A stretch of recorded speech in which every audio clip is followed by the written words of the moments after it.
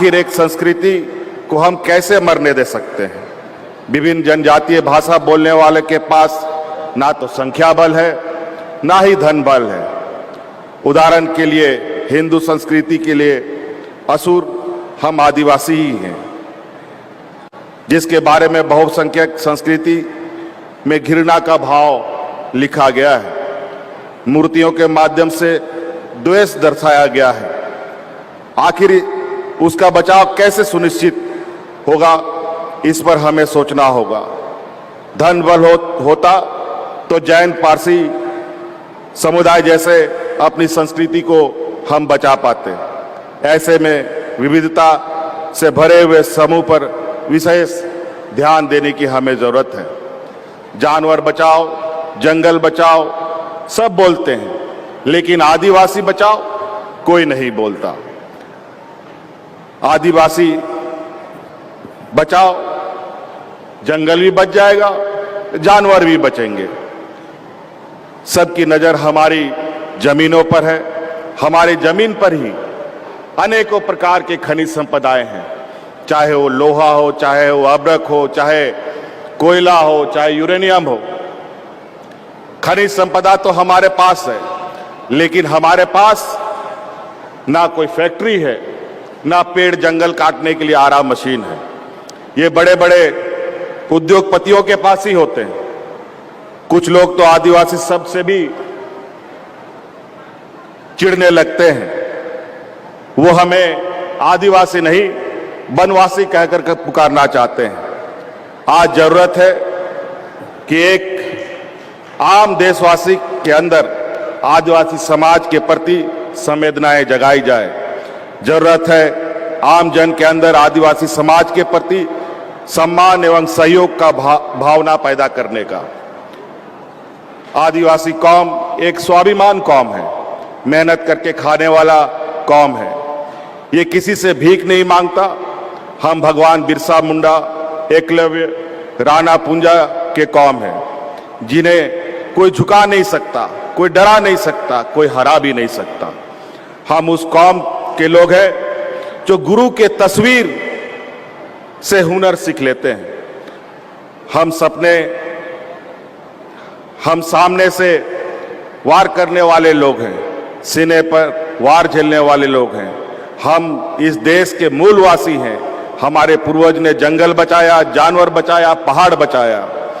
हाँ, आज यह समाज सोचने के लिए मजबूर है कि जिस जंगल जमीन की उसने रक्षा की, आज उसे छीनने की बहुत तेजी से प्रयास की जा रही है।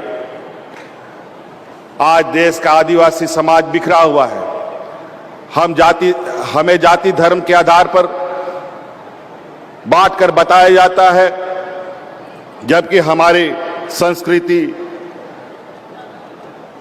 एक है, खून एक है, तो समाज भी एक होना चाहिए। हमारा लक्ष्य भी एक होना चाहिए।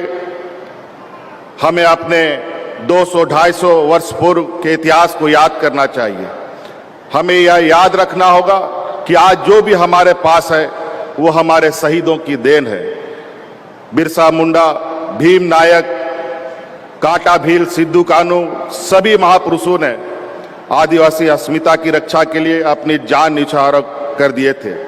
भगवान बिरसा मुंडा ने क्या कहा था? उन्होंने जल जंगल जमीन पर अधिकार की बात की थी, अब वह राज की बात की थी, गांव की सरकार की बात की थी। दिक्कत है कि हम अपने आदर्शों के बारे में जानते ही नहीं। हमारी नई पीढ़ी को इसके बारे में सोचना होगा। आप एक संथाली युवक से पूछें राणा पुंजा कौन है, तो वो बोलेगा, राणा पुंजा के बारे में सोचने लगेगा ये कौन है। वैसे ही आप एक भील युवक से पूछेंगे बुद्धू भगत कौन है, तो वो भी सोचने लगेगा कि ये बुद्धू भगत कौन है, और उत्तर भी नहीं दे पाएगा। सच्चाई है कि देश का आदिवासी समाज एक होकर सोच ही नहीं रहा है। हमें अपने आप को पहचानने की जरूरत है। जातिवाद, पार्टीवाद, क्षेत्रवाद से ऊपर उठकर हमें सोचना होगा। आपस में हमें हमेशा मिलकर रहना, यह हमने सबों को बताया है कितना व्यापक है आदिवासी विचारधारा।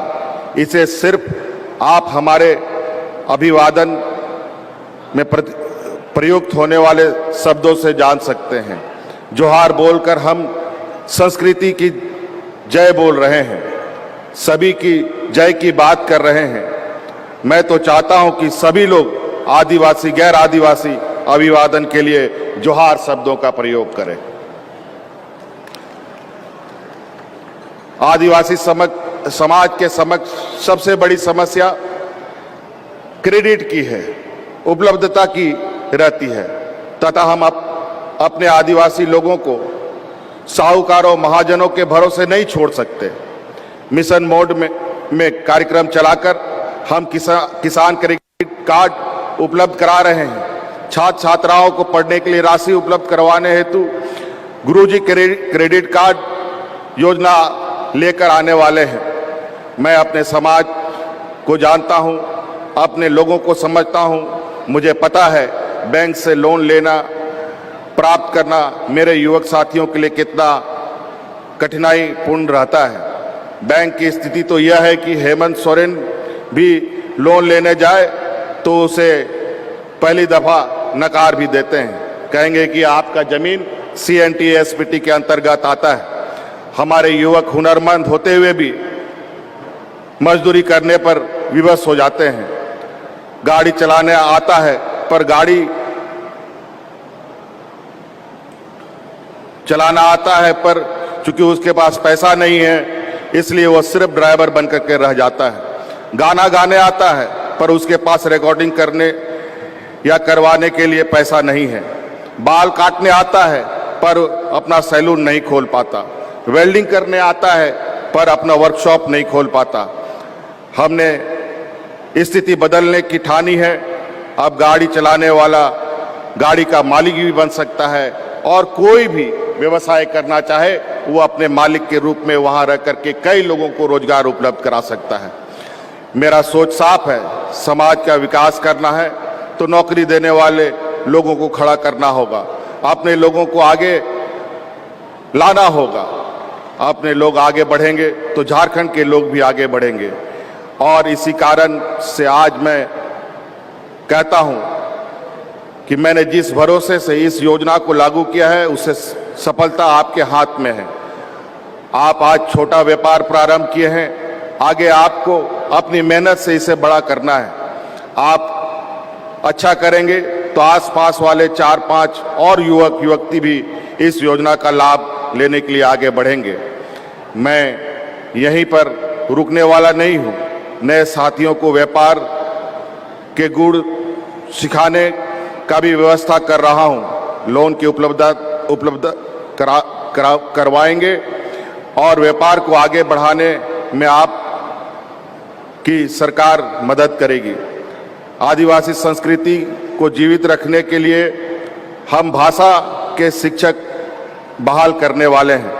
झारखंड के युवकों को विश्व स्तरीय शिक्षा के अवसर प्रदान करने हेतु प्रारंभ किए गए मरांगोंग के जयपाल सिंह मुंडा पारदर्शी छात्रवृत्ति योजना का लाभ लेकर पहला बैच के छात्र छात्राएं आज ब्रिटेन की संस्थाओं में अध्ययनरत है। पढ़ेगा तो आगे बढ़ेगा। मैं इस मंच से भारत सरकार से मांग करता हूं कि पूरे देश में इस दिन 9 अगस्त को सार्वजनिक अवकाश की घोषणा की जाए।